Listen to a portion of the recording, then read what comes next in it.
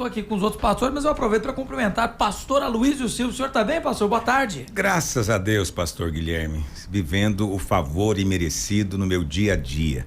Então, eu estou muito melhor do que eu mereço. Aleluia. Porque se fosse olhar meu merecimento mesmo, eu nem sei onde eu estaria. Mas Deus é tão bom que Ele me dá muito além do que eu posso sonhar. E estar com vocês aqui hoje faz parte desse aspecto também. É muita graça. Amém. É muito favor de Deus. Que é isso, pastor? O senhor é uma bênção na nossa vida. Nós também somos agraciados demais.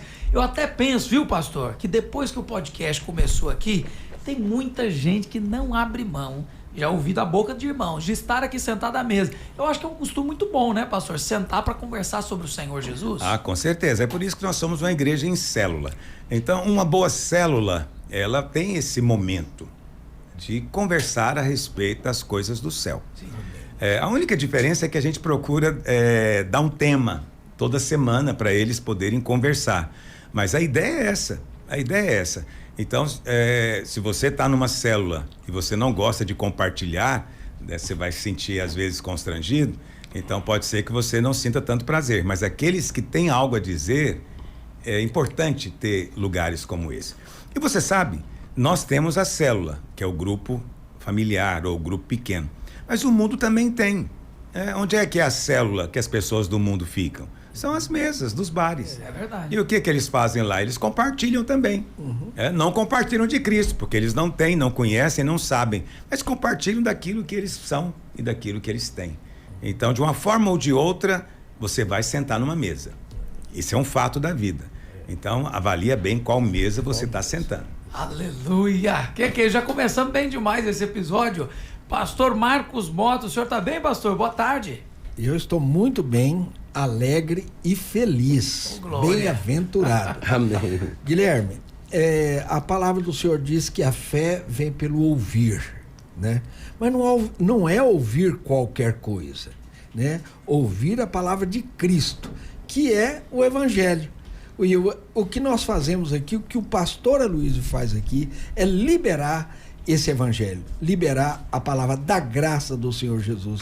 Isso vai gerar fé no coração de cada um daqueles que participam e ouvem, né, o nosso podcast aqui. Aleluia! Vamos então ouvir, porque tem muita coisa para ser dita. Pastor Luiz Rigonato, uma ótima tarde, pastor. Ótima tarde, Guilherme Rigonato. Olha que bênção estar aqui com o pastor Aloísio, pastor Marcos Mota, com vocês, para, como o pastor Marcos Mota disse, né, ouvirmos a palavra de Deus e crescermos em fé. Que grande bênção. Glória a Deus. Vamos iniciando então, porque tem muita gente que aproveita essa oportunidade para fazer perguntas e está tendo a imersão Supremacia da Graça. Pastor Aloísio, com o estudo de Hebreus, explicando mais uma vez o que Deus está dizendo ali através do autor de Hebreus, e tem a pergunta do pastor Fabrício Barbosa, ele que é pastor na Igreja Videira em Nova Veneza. E ele diz o seguinte: pastor Aloísio, lá em Hebreus 2:10, está escrito que convinha que Deus aperfeiçoasse o autor da salvação por meio do sofrimento. Mas, se Jesus é perfeito, por que o texto fala em aperfeiçoamento? Que tipo de perfeição é essa que está em questão? A Bíblia fala então que Jesus teve que aprender a obediência pelas coisas que sofreu. Então, Deus disse que tinha que acontecer isso para que ele fosse aperfeiçoado. Isso de fato está escrito lá em Hebreus capítulo 2. E é uma afirmação realmente assim, para nós, absolutamente incompreensível, né? Como que aquele que é perfeito pode ser aperfeiçoado? Sim, porque ele é perfeito, não é? Mas a partir do momento em que Deus decidiu se tornar homem, porque até aquele dia lá em Belém, Deus era só Deus. Deus era só Deus. Mas agora tem um homem sentado à destra de Deus que é Deus. Entendeu? E no momento que esse Deus resolve se tornar homem, aí ele precisa de aprender algumas coisas que ele não sabia. O que Deus não sabe? Parece heresia o que eu estou dizendo. Deus sabe todas as coisas. Sim, mas por experiência, Deus nunca teve que submeter a ninguém. Porque não tem ninguém maior do que ele. Ninguém dá ordens para ele. Não é verdade? E, no entanto, a Bíblia diz que Jesus se submeteu a José e Maria. Essa é uma coisa poderosa. Então, Deus se submetendo é algo muito forte, não é? Então, ele teve que sofrer muitas coisas que Deus mesmo não pode sofrer. Sim. Mas ele sofreu a rejeição, a ingratidão, a deslealdade, a traição, e provou a morte. Quer dizer, em tudo isso, isso tudo estava cooperando para que na sua ressurreição ele trouxesse consigo a humanidade e colocasse ela num patamar, num nível divino, né? O homem agora pode se tornar como Deus. Quando? Quando ele for glorificado. Que como ele é, nós também seremos. Aleluia. E aí tem uma outra ilustração que eu poderia também dizer para você. É a ilustração do bebê. Então, um bebê quando nasce, ele é perfeito? Sim, ele é perfeito. Mas ele ainda pode ser aperfeiçoado? Também, é verdade. Por quê? O bebê, ele tem boca, mas não tem dente. Entendeu? Ele tem língua, mas não fala. Tem que aprender a andar. O cabelo vai ter que crescer. Entendeu? Ele vai ter que aprender a falar, a andar. Você vê que ele nasce perfeito, mas você vai vendo que com o tempo ele vai se tornando ainda mais perfeito, né? Se é que podemos dizer assim. Ele vai sendo aperfeiçoado. Então, você vê, o próprio Deus teve que aprender coisas. Então, imagina eu e você. Né? Meu Deus. E nós também estamos sendo aperfeiçoados nele, ainda que nele já sejamos perfeitos. Pastor, o inverso é verdadeiro? Nós vamos aprender a viver a vida da glorificação quando isso acontecer? Eu tenho a impressão que sim, pastor Ivonado. Eu tenho a impressão que vamos ter que aprender. Eu fico pensando às vezes como é que vai ser esse corpo glorificado que atravessa portas, paredes, né, que vai subindo para o céu, né? Eu fico pensando, será que a gente vai ter que aprender como agir, como fazer as coisas? Eu acho que é do mesmo jeito. Você vai ter que aprender. Os filmes de X-Men, pastor, Marvel, não deve chegar nem perto do que realmente o corpo glorificado será. Não chega perto, porque vai ser, nós vamos mover na velocidade da luz. Isso é uma coisa impossível nessa dimensão, mas vai ser possível para nós, porque nós não seremos mais do pó. Nós seremos agora da mesma essência de Deus, da vida de Deus. E Deus é luz. Deus é incriado, ele é luz. Ele é luz. Eu fico pensando, Marcos Mota, há muitos anos nós estamos aprendendo a ser pastor com o pastor Aloysio. Não sabemos nada ainda, né? Eu fico pensando, agora nós vamos governar com Cristo, pastor. Mas eu não sou versado em administração política. De governo político, porque nós vamos governar sobre a terra assim mesmo, né, pastor? Sim, e você não precisa de saber nada de política, porque não haverá política naquele dia, né? A Bíblia fala que ele vai reinar com cetro de ferro. Quando alguém reina com cetro de ferro, significa o seguinte: não tem democracia, não tem votação, não tem nada. Não tem flexibilidade. É a vontade dele. Então, Cristo vai reinar de maneira absoluta, né? Então, não vai ter política, então você não tem que preocupar com isso. Você está falando do aspecto, às vezes, governamental. De saber o que fazer, né? De saber como fazer as coisas. Você só tem que aprender hoje a amar o Senhor e amar as pessoas. Se você estiver amando, você vai saber o que fazer naquele dia. Por isso você vai ser capaz de reinar, de governar. Agora, quem é nascido de Deus ama. Quem não ama nunca viu nem conheceu a Deus. E isso se aplica, isso acho que é um ponto central aqui, muito relevante, né? Amar. Se você ama, você faz, sabe o que fazer. O casamento é assim, né, pastor? Também. Se diz muito sobre papéis do marido, da mulher, mas então o papel fundamental é o amor, né? É o amor, entendeu? Uma vez que você ama, não interessa quem vai fazer compra no supermercado. Uma vez que você ama, não interessa quem é que administra a cozinha ou quem é que vai limpar as coisas. Uma vez que você ama, você quer fazer tudo que está ao seu alcance para abençoar aquele que é amado. E aí, se os dois se amam, não vai ter esse problema. Quando temos que definir muito cuidadosamente, né? Você vai fazer isso, eu vou fazer essa aquilo, distribuição de tarefa. E se você não fizer isso, entendeu? Vai ter uma cobrança. Então, eu fico um pouco preocupado com um casamento assim. Tá faltando paixão ali.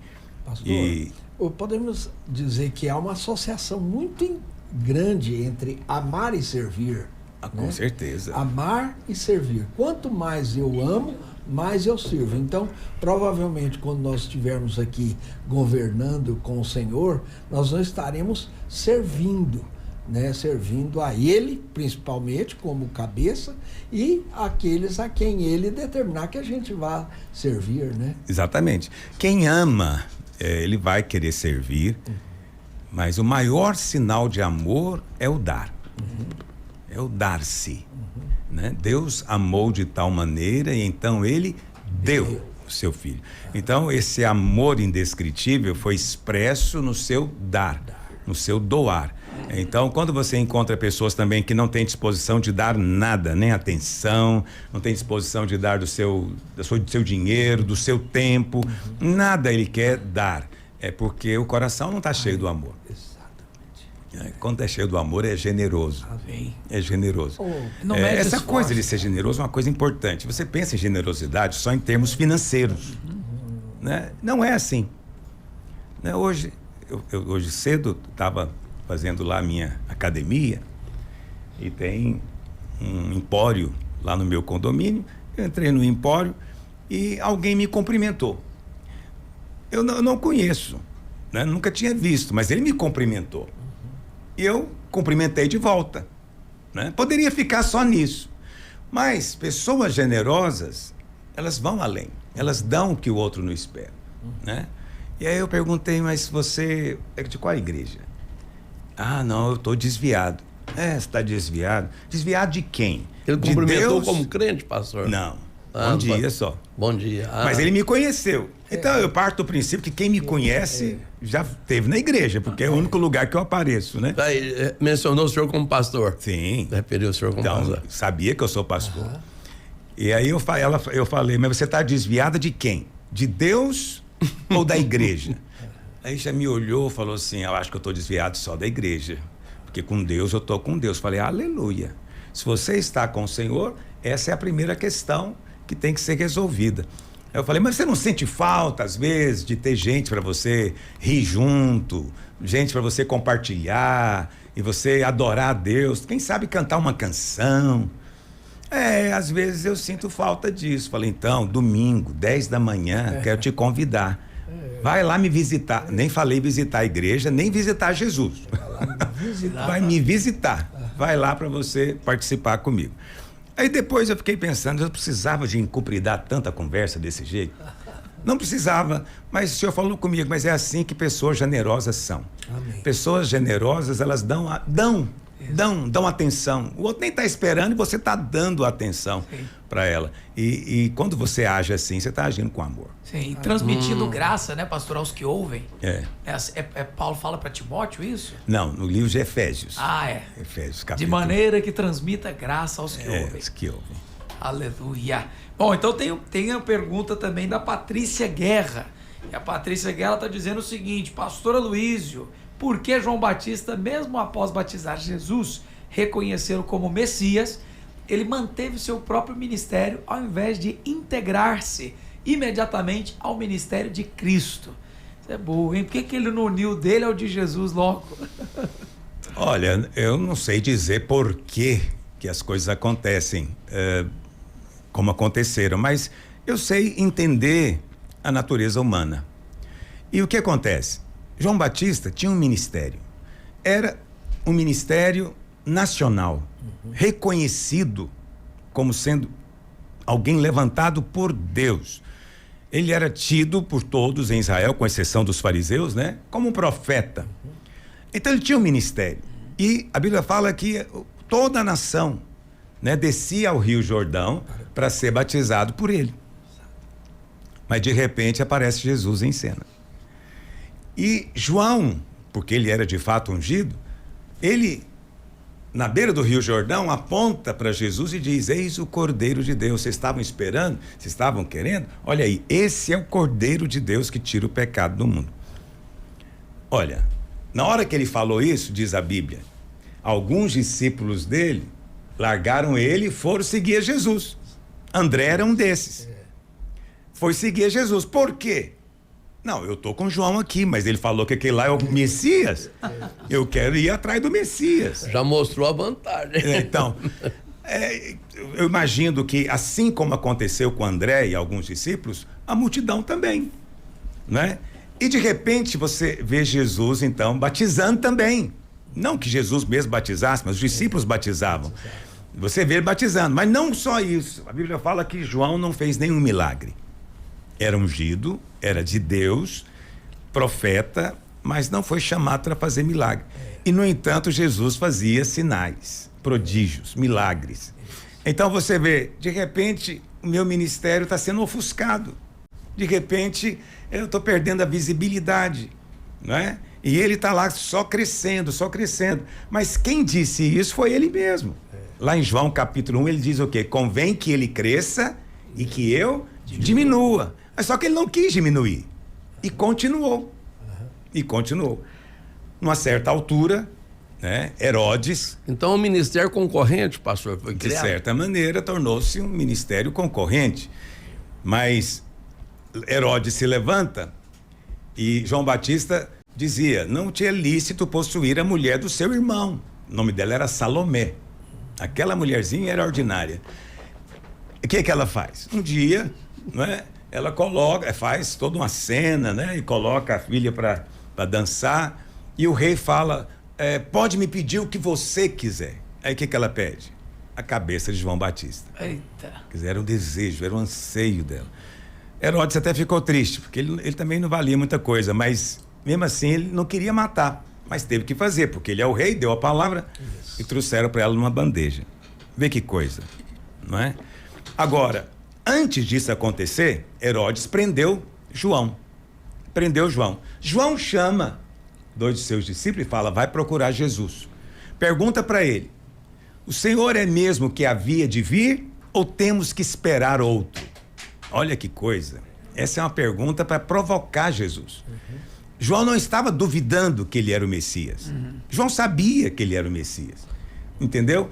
Por isso mandou falar com ele. O que João estava fazendo eu não consigo entender por que você me deixa na cadeia. Eu não consigo entender por que você não me tira daqui. Né? E aí Jesus, naquele momento, faz muitos milagres e diz para aqueles discípulos, vai e volta para João. Os cegos veem, os coxos andam, os surdos ouvem e aos pobres é pregado o evangelho do reino. Então, ele estava dizendo, sou eu mesmo. E logo em seguida Jesus diz assim, bem-aventurado é aquele que não achar em mim motivo de tropeço. Porque, de certa maneira, João, ele estava desapontado, decepcionado. Ele esperou que Jesus agisse de uma maneira e o Senhor estava agindo de outra. Não é? Por isso, o seu ministério foi encerrado. Por quê? Estava se tornando um ministério, de certa maneira, concorrente, desviando a atenção de Cristo. Ele estava lá para apontar para Cristo. Ao dizer tudo isso, eu não quero de maneira nenhuma que você pense que João não era homem de Deus, que João não era ungido de Deus, ele era tudo isso. Mas só teve um equívoco, não soube a hora de parar. Tão importante quanto saber começar é saber também a hora de parar. Infelizmente, muitos de nós achamos que não temos que parar nunca. É frequente eu ouvir isso, né? Então, eu já estou com meus 60 anos, já estou planejando o dia que eu vou parar, mas eu pergunto para outros, né, que estão aí na mesma idade ou um pouco mais, 70, eu falo, quando é que você vai parar?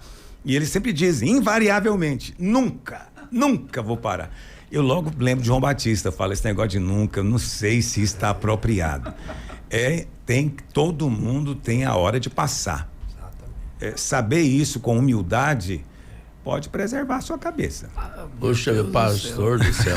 É bem importante saber então, né, pastor? Eu creio que sim. Pastor, outra coisa que me chama a atenção, puxa vida, João Batista não fazia nenhum milagre, mas ele atraía multidões, pastor. Tinha uma autoridade espiritual muito forte na vida dele, né? É porque é a unção. A unção atrai. É claro que as pessoas vão atrás de milagres também, sinais, né? Pão que multiplicou, morto que levantou, isso atrai de fato muita curiosidade.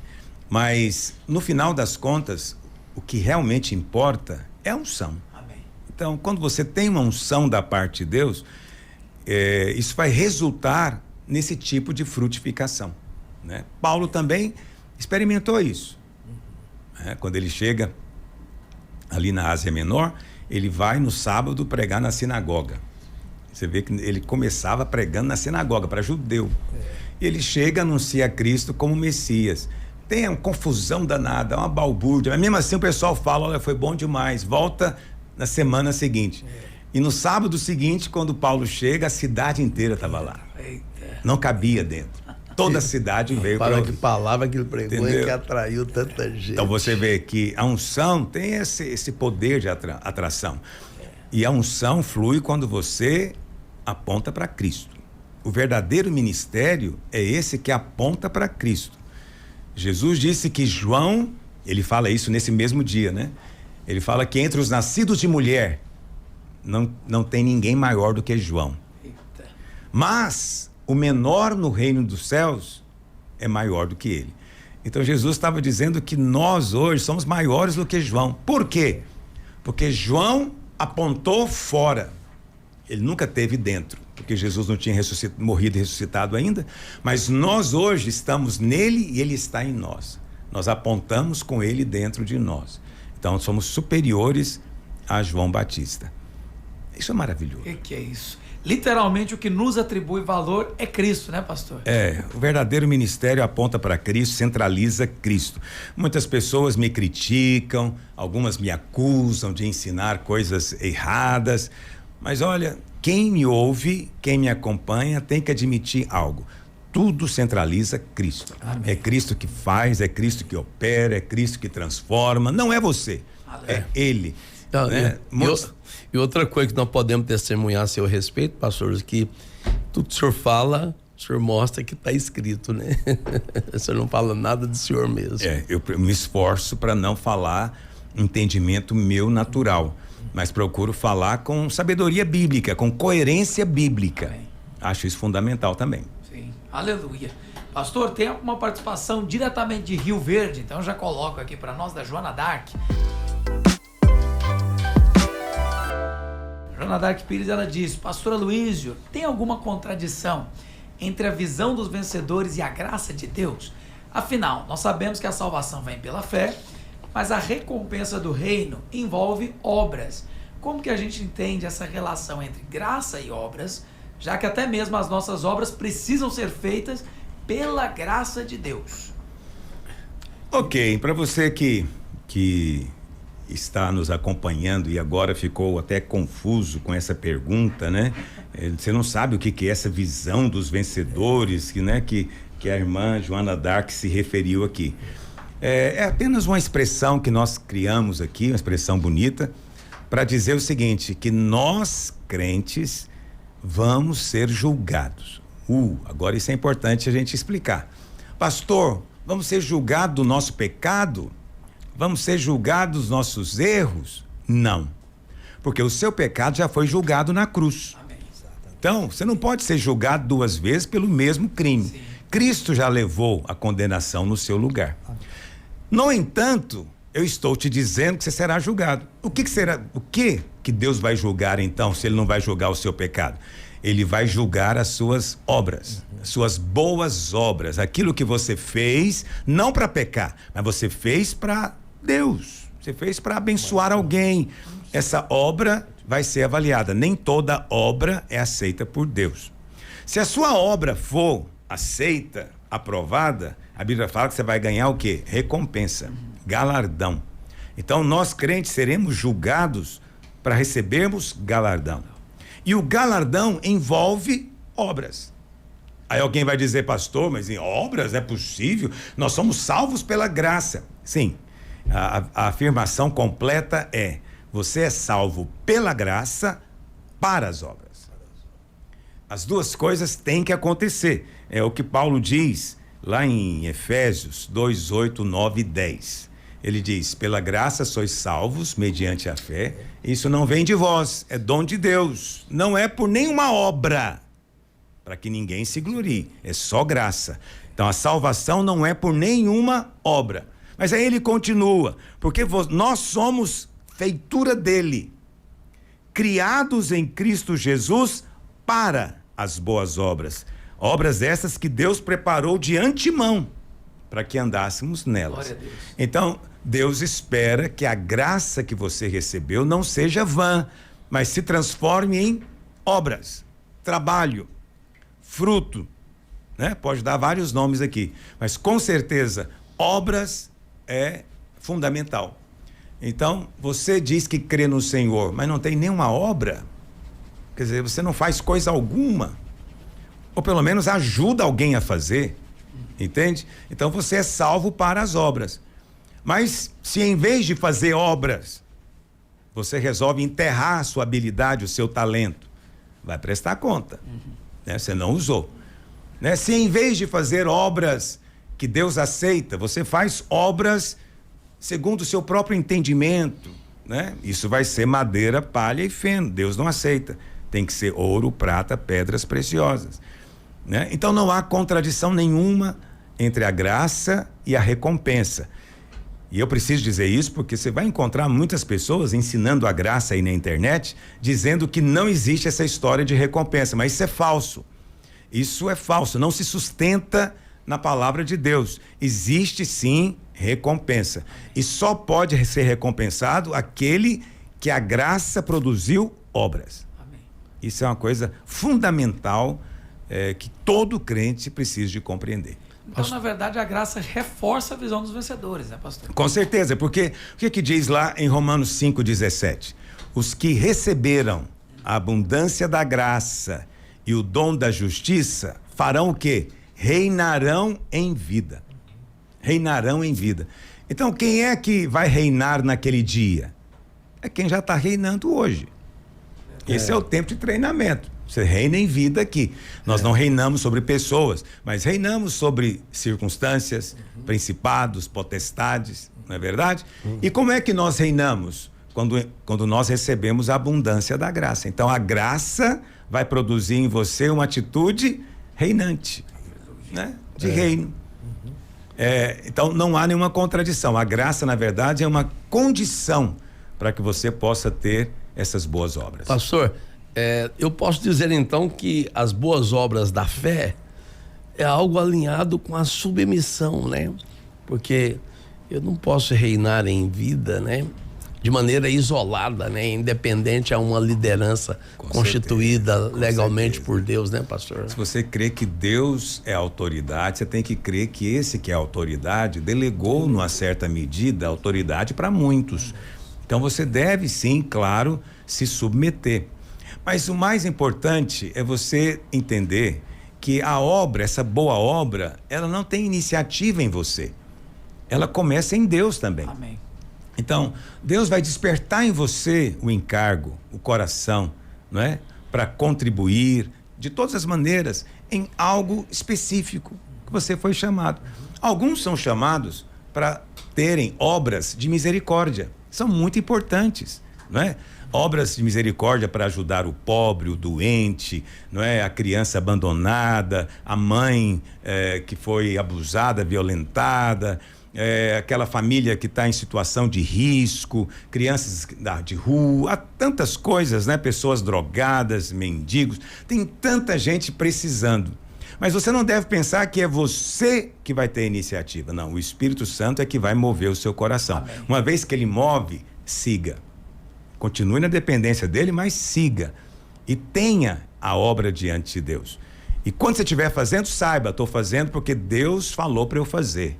E eu vou prestar conta para ele. E é dele também que eu espero o reconhecimento e a recompensa.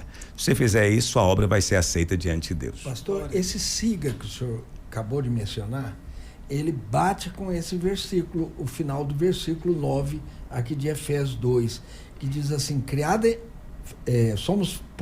somos feitura dele, criados em Cristo Jesus para boas obras, as quais Deus de antemão preparou. Quer dizer, a obra já está realizada por Deus mesmo, o originador, né? Para que andássemos nela. Então aí nós seguimos isso, essa direção do Espírito, a obra consumada de Cristo, e quanto mais nós andamos nela, estamos cumprindo essa determinação do versículo. E que acaba no final sendo a nossa luz, resplandecendo. Então, a igreja precisa de ter obras. Uma igreja que diz que crê no Evangelho da Graça e não tem obras, ela está ainda enganada. Não entendeu ainda. É uma conclusão inevitável, né? Ele não poupou o próprio filho. O que eu vou reter? Né? O que eu vou reter? Então, se Deus deu o próprio filho, eu não posso dar 1 hora por semana, eu não posso dar uma oferta, um dízimo, entendeu? Então, quando você experimenta o perdão, a graça de Deus, o amor do céu enche o seu coração e você espontaneamente quer se envolver. Amém. Esse é o momento em que é importante estar na vida da igreja, porque você pode servir de maneira concatenada, organizada, unindo forças com outros, porque sozinho podemos muito pouca coisa. Mas na vida da igreja podemos realizar muito para a glória de Deus. Pastor, eu gosto mais do que Jesus falou, né? Falando sobre a cidade edificada sobre o monte, né? Que não se esconde uma cidade edificada sobre o monte. Aí Jesus fala que a vossa luz brilhe diante dos homens, para que vejam as vossas boas obras e glorifique assim o vosso Pai celestial que está nos céus, né? É maravilhoso isso, né? É as boas obras da fé, né, pastor? Isso. Então, o que vai resplandecer? São as obras. Né? É o que de Cristo eles vão conseguir ver em nós, são as obras.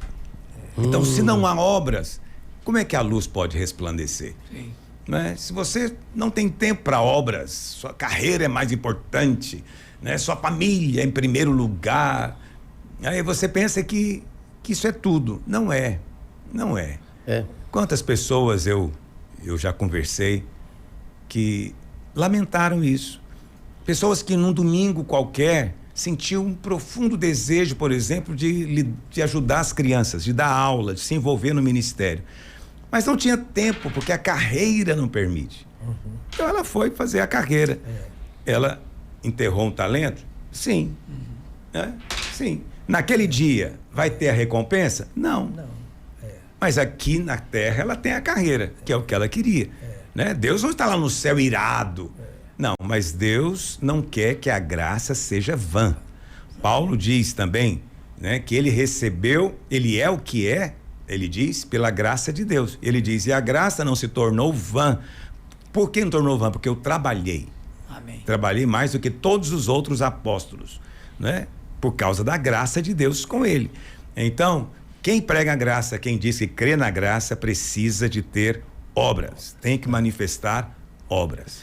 E ao temor de muitos pastores, a acusação contra o senhor que prega a graça, que está pegando esse bom estigma, essa pecha, né, que é o pregador da graça, eles acham que o fato de o senhor pregar a graça vai pôr todo crente no comodismo das obras, né, pastor?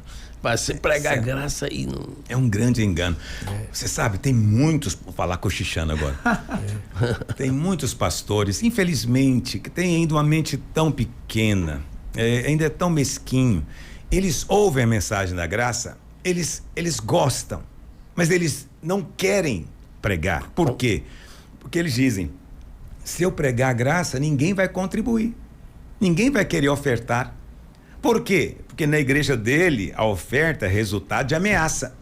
Se você não der, você vai dar na farmácia. Você vai dar o seu dízimo no hospital. Na oficina mecânica. Na oficina mecânica. Aí o cara fica assustado, fala, meu Deus, não quero isso não. Tá doido. Eu dou o que você quiser, o que eu tenho que dar? Não, é o dízimo.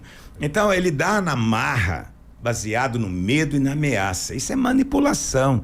Uma coisa horrível, mas tudo pelo medo. Ele fala, se eu pregar a graça, ninguém vai contribuir. E não é verdade, nós pregamos a graça aqui já tem muitos anos, não é pouco não, muitos anos. E nunca tivemos esse problema. Aleluia. Tudo que nós queremos fazer, nós fazemos. Né? Deus providencia o recurso e os irmãos querem sim contribuir. Essa história que só vão contribuir por medo é falsa. Né? Os irmãos aqui não são obrigados a dar coisa alguma. Pelo contrário, eu digo para eles, olha, se não tiver alegria, não dê. Se você não quer, não faça, porque Deus não aceita. Né? O resultado é que eles passam a querer. Não, eu quero abençoar, quero ofertar. E não nos tem faltado coisa alguma. Pastor, e a força da graça é essa alegria. É. A pessoa fica tão alegre de ter recebido tanta coisa do Senhor que ofertar, dizimar, para ele é muita alegria. É, muita e alegria. tem pessoas que vêm para a videira porque não querem dar dízimo. Não querem. E elas então chegam e me falam: olha, pastor, você prega graça, mas aqui tem dízimo. Eu falo: tem, mas você não é obrigado, não. É, porque na lei tinha dízimo, na graça não tem. Ele chega cheio de teologia. Eu falo: perfeitamente. Você só deve dar se você quiser. Se não quiser, eu recomendo, não dê. Né? Se o seu motivo é teológico. E falo isso mesmo. Mas veja, eu falo por quê? Porque eu penso que em algum momento essa pessoa vai cair em si. Certeza. Vai perceber a tolice, né? Que ele está vivendo. É lamentável que isso aconteça ainda no nosso meio. Pastor, um dia eu mesmo vou confessar aqui, né? No podcast da Graça. Um dia o senhor falou assim: pô, se você não quer liderar, não precisa. Eu quero que você faça com alegria. Se você não tem alegria para liderar, não lidere. Você está se sentindo cansado? Não lidere. Pronto, agora eu vou perder todos os meus líderes. Lembra disso, pastor? Sim, com certeza. E foi um momento muito importante no nosso ministério. Por quê? Não adianta. Deus não vai abençoar o cara que está indo gemendo. Ah, eu não queria fazer isso, mas o pastor me obriga, minha mulher me obriga, não sei quem me obriga. Deus é o único que diz: fica em casa, meu amigo. Você quer ver TV? Fica em paz. Faz só o que você quer. Ah, pastor, mas isso não é cristianismo, fazer o que quer. Não, esse é o verdadeiro cristianismo. É quando Deus muda o seu querer. Entendeu? Se o seu querer não foi mudado ainda, fazer porque é obrigado, fazer porque senão vão falar mal de mim, fazer porque senão vai ter uma praga na minha vida. Você acha que Deus se agrada disso? Deus não quer isso. Entendeu? Deus quer que as suas obras, seja liderar, seja contribuir, seja que tipo for, seja fruto de amor por Ele. Amém. Não, eu amo meu Senhor, eu amo a mensagem do Evangelho, eu quero que mais gente ouça isso e possa ser liberta, não é verdade? Então, esse tem a bênção de Deus, porque essa é a grande distinção entre a lei e a graça. Isso. O que é a lei? É fazer por obrigação. É só isso. Por que você ama a Deus? Porque é o mandamento, amigo. Primeiro mandamento: amarás o Senhor teu Deus. Eu te pergunto, qual mulher fica contente se o marido amá-la porque tem uma lei que obriga? Nenhuma. E por que Deus ficaria feliz com isso? Deus não quer que você o ame porque tem uma lei te obrigando. Deus quer conquistar o seu coração para você amá-lo espontaneamente. Isso é evangelho. Aleluia. Isso é cristianismo genuíno. Que é isso? Glória a Deus. Nenhum pai fica feliz, né, pastor? Dia dos pais, os filhos dão um presente. Por que você está dando? A gente tem medo do Senhor. Pois é. Que pai ficaria feliz com isso? Nenhum. Nenhum. Glória a Deus. Vamos fazer um rápido intervalo aqui no podcast. Na volta tem uma notícia e também algumas outras perguntas. A notícia é de um fato recente, um atentado terrorista contra, infelizmente, uma escola católica que também teria ali no momento do ataque um culto, uma missa. E aí o pastor vai comentar. Aconteceu tudo em Minnesota, nos Estados Unidos, Minneapolis, e nós vamos então ouvir o pastor falando sobre a palavra de Deus também no bloco Isso Tem Graça. Não sai daí, a gente já volta. Que tal viver a Bíblia diante dos seus olhos? Navegar pelo Mar da Galileia, ser batizado no Rio Jordão e celebrar a ceia no Jardim do Túmulo. Em novembro, você é nosso convidado para essa jornada única e imperdível em Israel. Serão dias inesquecíveis, com ministrações do pastor Aloísio e da pastora Márcia, louvor e comunhão. E tem mais. No batismo no Rio Jordão, os juvenis, a partir de 12 anos, poderão ser batizados. Imagine marcar a vida dos seus filhos com essa experiência. Venha viver dias inesquecíveis conosco. Entre em contato com a Via Brasil Turismo.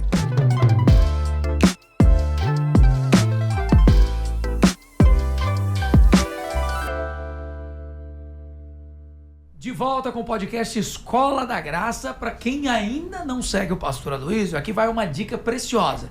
É por lá que a nossa equipe também recolhe perguntas e participações. Então a gente leu aqui muitas perguntas no primeiro bloco e você deve imaginar de onde vieram. Daí, das páginas do nosso pastor e também das participações na rádio. Então, segue o pastor Aloísio, @Aloísio A. Silva, e também se inscreva no canal dele aqui no YouTube, para quem está assistindo o episódio Escola da Graça Cast hoje. Bom, vamos entrar numa notícia inclusive pesada.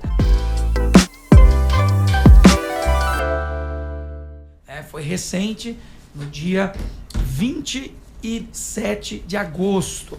Nós temos aqui um atirador que abriu fogo em uma igreja em Minneapolis, nos Estados Unidos, e 2 crianças foram assassinadas e outras 17 pessoas feridas. Para você ver como foi grave um ataque terrorista e como o próprio órgão governamental diz, terrorismo doméstico e crime de ódio contra religiosos, né? Então esse é um ataque que aconteceu na Igreja da Anunciação, no sul da capital de Minnesota, e no momento dos disparos, os alunos da escola ficaram do lado de dentro, né? Eles estavam numa missa, no momento de um culto, e do lado de fora esse homem disparou com uma submetralhadora. A gente sabe que esses atentados nos Estados Unidos acontecem sempre, mas nitidamente ficou explícito o ódio também à instituição religiosa, já que os disparos foram em cima da igreja, que tinha os alunos, por acaso, no momento do culto, quebrando as vidraças da igreja e atingindo aí 2 crianças que vieram a óbito e outras 17 que ficaram feridas. Pastor, como que nós podemos enxergar esse aumento da perversidade nos Estados Unidos, inclusive sempre voltado para a escola e igreja, pastor? Isso é um principado tenebroso, procede do inferno. Mas eu penso que, na minha opinião, a atitude desse atirador não foi neutra. Ele não escolheu aleatoriamente onde ele queria matar. Ele escolheu deliberadamente um lugar católico. Por quê? Porque esse atirador tinha ódio específico pela Igreja Católica, né? E por extensão, todos os cristãos. Então, hoje, um assunto que você não vai realmente ver na mídia, né? Infelizmente, eles não realçam isso, mas é um fato, você pode confirmar isso na internet, pesquisando se você quiser. Hoje, o grupo mais perseguido do planeta são os cristãos. São os cristãos. A estatística é essa. 1 em cada 7 cristãos é perseguido hoje no planeta. 1 em cada 7. É uma coisa inacreditável. Pastor, como é que essa perseguição se manifesta? Manifesta em muitos países, eles colocam fogo nas igrejas. Fogo nos prédios das igrejas. Em outros lugares, existe a prisão de líderes. Né? Em outros, tem espancamento público. Né? A multidão simplesmente resolve linchar o líder ou o cristão só porque é cristão. Então, ninguém atenta a isso. São cordeiros sendo levados ao matadouro. Entendeu? E algo que às vezes os cristãos evangélicos não sabem, mas a Igreja Católica é muito perseguida. Muito perseguida. A Igreja Católica, hoje, em muitos países, sofre uma oposição monstruosa. Por quê? É claro que tem a ver com o fato dela ainda sustentar o nome de Cristo e sustentar o poder do sangue da cruz. A Igreja Católica faz isso em toda missa. Então, em grande medida é por causa disso. Mas também em grande medida por causa dos valores. Em muitos lugares, até países ocidentais, os valores da Igreja Católica, que em grande medida são os nossos valores também, eles agridem, de certa maneira, a sociedade estabelecida. Então, quando a Igreja Católica ela se coloca contra o aborto, tem muita gente para odiar. Quando ela se coloca contra a separação, o abandono, quando ela se coloca contra a legalização de drogas, e vai por aí afora, eutanásia, tanta coisa que é contra a vida, tudo isso é motivo de perseguição até em países ditos civilizados. É claro que esses países ocidentais, a perseguição nem sempre acontece como aconteceu lá nos Estados Unidos com esse atirador. Normalmente é colocando dificuldades para a igreja avançar, para começar um novo trabalho. Existe muita oposição. Então, esse evento só nos serve para lembrar disso. A perseguição, ela é real e é atual. Atual. Eu não sei dados desse ano, mas no ano passado foram 180 mil cristãos mortos. 180 mil, para você ter uma noção. Mas a perseguição alcança 1 em cada 7. Tanto católico quanto protestante. Pastor, eu consultei em função disso, digamos, a maior fonte de notícias do país, a Rede Globo, o G1. E eles realmente concordam com isso, que os cristãos é o segmento mais odiado da Terra. Eles deram uma estatística diferente dessa aí de 180 mil, mas deram, assim, assustador. Eles falaram que até o dia 31 de dezembro, 110 cristãos serão executados por causa do ódio, né, contra o cristianismo. Pois é. Pra você ver que é um fato verdadeiro. E além do dado oficial, tem as subnotificações, né, pastor? Vai muito além, a gente nem sabe. Sim, em países que tem uma maioria, né, de outra religião, existe um receio político de atribuir nomes às coisas. Então, às vezes, o cristão ele é morto, mas no dado estatístico sai que ele morreu sendo assaltado, né? Que ele morreu por um acidente. Então, eles arrumam outra causa, mas quem é cristão sabe, não, foi perseguição. É só porque era cristão. Então, eu acho importante a gente falar isso, porque deveríamos ter um dia no ano só para orar pela igreja perseguida. Só para a gente clamar a Deus, né? Que faça justiça, que tenha misericórdia, porque é muita gente sofrendo. Pastor, mas por que Deus não faz algo sobre isso? Porque o sofrimento pela fé faz parte do cristianismo também.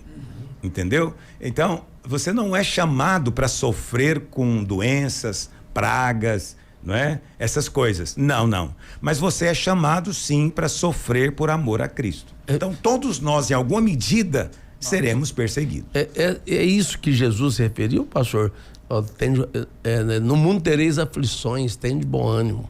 Eu venci o mundo e vós vencereis. É isso que ele quis dizer também. Porque ele poderia ter dito, olha, no mundo tereis aflições, mas quando você tiver, olha, você foge, ou então, olha, você resiste, ou você, hora que eu vou te acabar com a perseguição. Não, ele apenas falou, tem bom ânimo, continua caminhando. Amém. Porque eu venci. Amém. Né? E se nós estamos nele hoje, nós já somos mais que vencedores. Amém. E o Senhor disse, não temam aqueles que podem tocar no seu corpo, mas não pode tocar na sua alma. Antes tema aquele que pode mandar tanto o corpo quanto a alma para o inferno. Então, tema a Deus, ok? Eu não tenho a pretensão de que as perseguições vão cessar. Não vão. Há perseguição em países muçulmanos, há perseguição em países hinduístas, há perseguição em países budistas. As pessoas têm uma ideia, às vezes, daqueles monges budistas, são tão serenos, mas matam cristãos. Há perseguição nos países comunistas, há muita perseguição na China, na Coreia do Norte, então nem se fala, é o lugar mais tenebroso do planeta. Então, há perseguição em quase todos os recantos. Aí você fala, mas os países ocidentais também, não está vendo aqui nos Estados Unidos algo desse tipo acontecendo? Terrível, né? E um país cristão, né, pastor? Imagina os que não são. Pois é.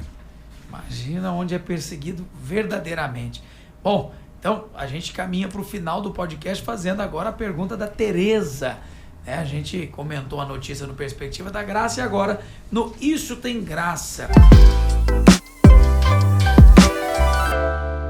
A Tereza, na verdade, pastor, parece-me que ela está com dificuldade de explicar para os irmãos da célula dela sobre a questão da graça e esse aspecto do eterno, né? Pastor, perdão eterno. Ela diz aqui, ó, pastor Aloysio, tem gente entendendo a graça como um vale-refeição eterno.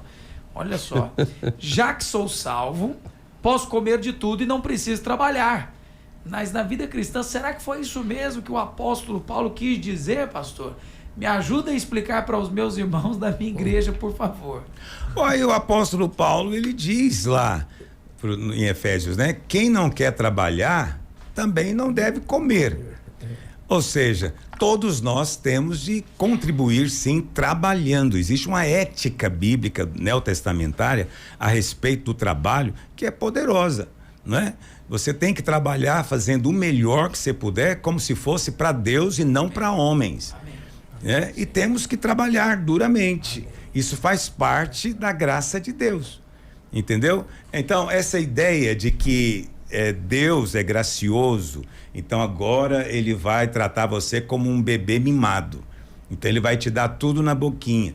Não, enquanto você for pequeno ele vai talvez fazer assim, à medida em que você cresce, ele vai permitindo situações para o seu próprio desenvolvimento, não é verdade? Então, a graça de Deus se manifesta nesse momento. Você agora, né, você terminou o seu 2º grau, você precisa de trabalhar. Então, é um desafio. Então, vá buscar do Senhor. O Senhor vai abrir portas, mas você que vai trabalhar. Não é Deus que vai fazer, é você que vai fazer. E Deus, na sua graça, vai permitir que você seja bem recompensado pelo que você está fazendo. E quando você fizer, faça para Deus. Não por causa que o seu patrão está te olhando, nem para agradar homens simplesmente, mas antes de tudo para agradar a Deus. Quando você tem essa postura, onde você for, você vai prosperar. Glória a Deus, glória a Deus. Dá até para perceber, né, pastor, quando a pessoa ela faz corpo mole e só quando estão olhando ela faz as coisas. É perceptível, né? Você sabe, a gente tem aí muitos anos trabalhando aqui no prédio da igreja, com reformas, construções, não é verdade? Então é normal, se não tem ninguém olhando, eles param, vão fumar um cigarrinho, Isso. ou alguém já está ali olhando no celular e param. Na hora que você chega, todo mundo começa a trabalhar de um jeito assim que você fala, meu Deus, essa obra vai arrebentar. Entendeu? Então isso é muito comum, faz parte da natureza humana caída, essa ideia, né, de trabalhar só estando sob vistas, mas não aquele que nasceu de novo. O melhor argumento é o de Paulo, né, pastor? Eu trabalhei mais que todos os outros. Falei, mas não é ele que é o apóstolo da graça? Sim, e ele falou esse trabalho aí no ministério, mas lá em Tessalonicenses, Paulo diz, olha, eu nunca cobicei nada de ninguém, nunca pedi capa, nunca pedi roupa, nunca pedi comida. Antes, diz ele, trabalhei com as próprias mãos, entendeu? Para eu ter o suprimento. Então são 2 trabalhos diferentes. Esse primeiro trabalho de 1 Coríntios é o trabalho da obra, é espiritual, é a pregação. Mas ele diz que ele não trabalhou só assim. A Bíblia fala que ele era fabricante de tendas. Então eu imagino que o fabricante de tendas, ele tem que trabalhar. Fazer uma tenda deve dar muito trabalho, não é? Então ele trabalhava muito, trabalhou muito. E agora eu estou me falando desse trabalho seu do dia a dia, para comer, para se manter. Todo mundo tem que trabalhar. Amém? E olha, você é uma garota, você está querendo se casar. Eu vou te ser bem franco. Olha se o cara é preguiçoso. Porque se for preguiçoso, você vai sofrer muito no casamento. Olha se ele é trabalhador. Porque se ele é trabalhador, ele pode não ter aquela beleza toda, né? Ele pode não ser aquele charme todo, mas acredite em mim, depois que você se casa, o que conta mesmo é o cara que levanta cedo, vai trabalhar, chega em casa cansado, mas traz o sustento para a família. Aleluia. Esse é que é abençoado. Isso não pode mudar, pastor? Como que é isso? Pode mudar. Mas preguiçosos podem deixar de ser preguiçosos. Mas não corra o risco, né? Mas se você puder escolher um que já foi transformado, é melhor. Já chega nesse. Observa isso. Não case com um homem preguiçoso que acorda todo dia, meio-dia, porque diz que é notívago, porque não consegue dormir, ou sei lá o quê. Tudo conversa. O nome disso é preguiça. O povo não pede oração por preguiça, né, pastor? Pois é, ninguém fala, eu tô sofrendo tanto debaixo da preguiça, alguém podia orar comigo? Não tem. Esse cidadão, ele não pede oração. Parece que é uma palavra em desuso. Em desuso, porque quando você fala que tá com preguiça, você tá falando o quê? Eu tô indisposto. Tem umas palavras bonitas tem um eufemismo maravilhoso, né? Tô sem disposição hoje. Guilherme, o Senhor Jesus disse, eu trabalho, meu pai trabalha até hoje. Eu acho que o diabo, ele se rebelou porque ele era preguiçoso. A chance é grande. Bem provado. Por isso que ele escraviza. Todo preguiçoso escraviza. Olha aí. É mesmo? Pastor? Sim, todo preguiçoso é tirano. Todo preguiçoso acredita que tudo tem que ser trazido na mão dele. E que o mundo deve algo para ele. Todo preguiçoso. Por quê? Porque a cabeça do preguiçoso é de uma criança mimada.